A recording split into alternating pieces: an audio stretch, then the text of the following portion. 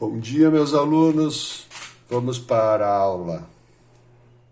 aula 2 do movimento uniforme. Meu nome é Marcos Lorandi. Bem-vindos a essa aula. Bom, como eu falei para vocês, na aula 2 eu vou resolver exemplos, exercícios do MU, movimento uniforme. Lembrando que o movimento uniforme tem como equação, né, S igual a S0 mais VT. Sorvete, né? Sorvete, tá? Lembrem disso. Também, posição final, ou espaço final, posição inicial ou espaço inicial, velocidade, tempo, onde a velocidade deve ser constante, tá? No movimento uniforme, todos os movimentos uniformes, ele tem como característica velocidade constante, certo? Esse primeiro exemplo, ele é bem tranquilo, é só para revisar mesmo, recordar mesmo, tá? Então, um objeto tem seu movimento de acordo com a função horária, S igual a menos 100 menos 10t. Determine a posição inicial e velocidade do objeto. Então, quem é a posição inicial e quem é a velocidade do objeto? Se nós compararmos aqui, quem está ocupando o lugar da posição inicial do S0 é menos 100. Então, menos 100. 100 metros. Essa equação normalmente se trabalha no Sistema Internacional de Unidades. E quem ocupa o lugar da velocidade é o menos 10, né? Menos 10 metros por segundo. Por que menos? Porque esse movimento, imagine aqui um referencial que cresce nesse sentido, por exemplo, aqui 0, 1, 2 metros. Quando a velocidade é positiva, ele está andando no sentido que o referencial cresce. Quando a velocidade é negativa, como o nosso exemplo, tá? Ele anda no sentido decrescente do referencial. Então, esse é um movimento progressivo e esse é um movimento retrógrado. Ok? Só para recordar. Então, está aqui respondido. A posição inicial, menos 10, velocidade, menos 100, velocidade menos 10 metros por segundo. A posição do objeto no instante 5 segundos. Então, agora eu vou pegar a função horária, tá? Que é menos 100, menos 10, vezes o tempo. No lugar do tempo, ele mandou colocar 5, né? Então, S igual menos 100, menos 10 vezes 5, 50. S igual menos 150 metros. O que eu posso ler desse movimento aqui?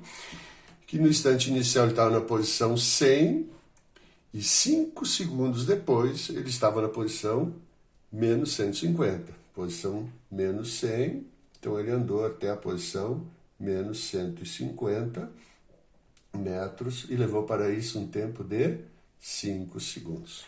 Certo, pessoal? Vamos para o próximo exemplo. Ok. O segundo exemplo temos o seguinte: dois móveis A e B, no início do movimento, estão respectivamente nas posições 20 e 120 metros, com velocidades constantes iguais a 50 metros por segundo, velocidade do A, 50 metros por segundo, e velocidade do B, 10 metros por segundo, respectivamente. Em que instante de tempo os corpos se encontram? Então, nós temos o seguinte aqui. Tá?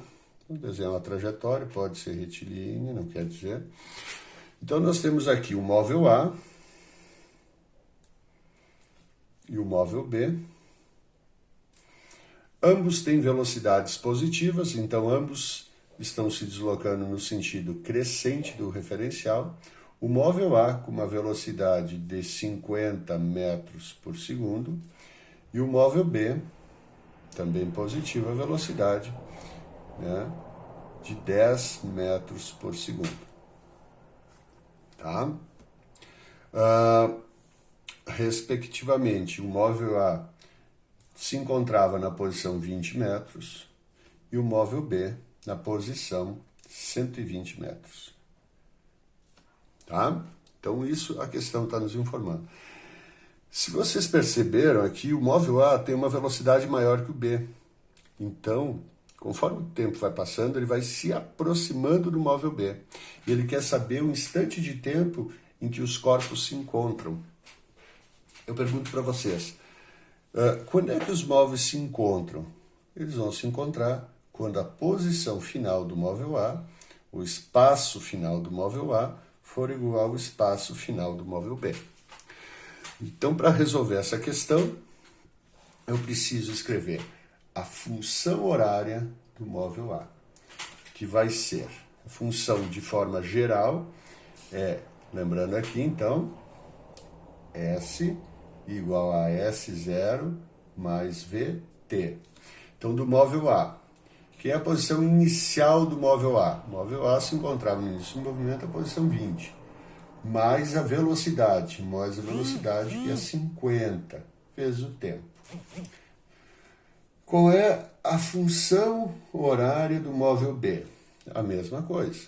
Posição inicial dele, onde ele se encontrava, na posição 120, com uma velocidade de 10 metros por segundo. Então, agora eu tenho a posição inicial de A e a função horária do móvel A e a função horária do móvel B. O que eu faço? Ora, eu sei que no momento do encontro, eles têm que estar na mesma posição e no mesmo instante de tempo. Então, a posição de A igual à posição de B. Mas a posição de A eu posso substituir por 20 mais 50 vezes o tempo. SA é 20 mais 50T. A posição de B vai ser S igual a 120 mais 10T. SB, então, 120 mais 10T. Ok? O que eu faço agora? O que tem variável T, eu deixo do lado esquerdo, e o que não tem a variável T, eu passo para o lado direito. Então, vai ficar 50, já está do lado esquerdo, o 10T passa para cá, fica menos 10T, igual, do lado direito eu tinha o 120, e agora eu passo 20, menos, é 20 positivo, passo para cá, muda o sinal. Então, 50T menos 10T, eu vou ter 40T. 120 menos 20, eu vou ter 100. Então, o tempo igual a 100 dividido por 40. O T igual a, corta, 10 dividido por 4, 2,5 segundos. Então, o instante de tempo que os corpos se encontram é no instante de tempo 2,5 segundos. No instante 2,5 segundos. Certo, pessoal? O próximo exemplo diz assim: o móvel passa no instante inicial pela posição 10 metros e 5 segundos depois passa pela posição 110 metros. Determine a função horária que descreve o movimento do móvel. Então, aqui, a função horária é S igual a S0 mais VT. Mas para escrever a função horária, eu preciso da velocidade do móvel. A posição inicial eu tenho, ele passa, no instante inicial, ele passa pela posição 10 metros. E 5 segundos depois pela posição 110. Então, 10 metros é a posição inicial. E falta a velocidade, que se calcula assim, lembrem? ΔS igual a, dividido por ΔT. Velocidade, ΔS por ΔT. O ΔS vai ser igual à posição final, 110, menos a posição inicial, que é 10. Então, o ΔS vai ser igual a 100 metros. Então, a nossa velocidade vai ser igual a 100 dividido pelo tempo. O nosso tempo é 5 segundos. Então, nós temos uma velocidade de 20 metros por segundo. Tá? Então, a função horária vai ser S0, 10, mais a velocidade que é 20, vezes o tempo. Lembrando que quando a gente vai escrever a função horária, nós devemos substituir sempre a posição inicial e a velocidade. Tá ok? E agora ele pede o gráfico do movimento. Então vamos fazer esse gráfico. O que eu preciso lembrar?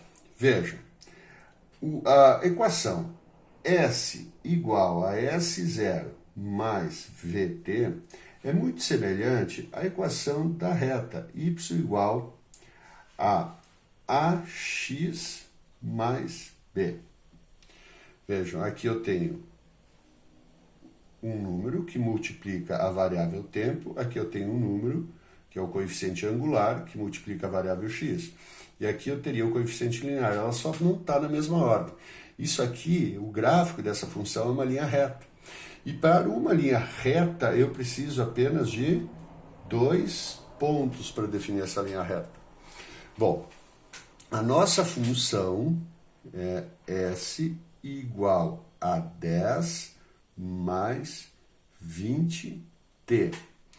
Um ponto eu já sei, porque o 10 é a posição quando o tempo é 0. Então, vou botar aqui, quando o tempo é 0, esse móvel estava na posição 10. Pode lembrar, pode marcar. Pega o número que está sozinho, tá? E ele, ou coeficiente linear, ele sempre intercepta o eixo y, tá? No nosso caso, o eixo da posição. E agora, ele quer saber o gráfico do movimento entre os instantes 0 e 5 segundos. O que eu vou fazer? Eu preciso descobrir aqui a posição quando o tempo é 5 segundos. Então, eu pego aqui e substituo 10 mais 20 vezes 5, tá? Isso aqui vai ser 20 vezes 5, 10,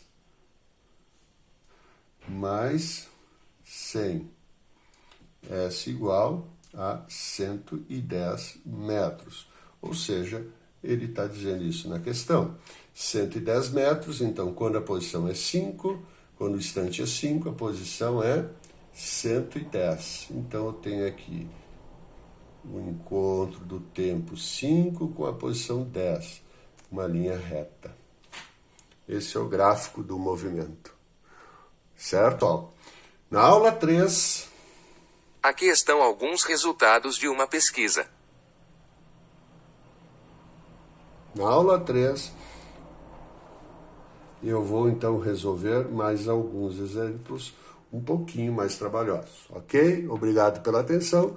Não se esqueçam de deixar um joinha aí. Obrigado.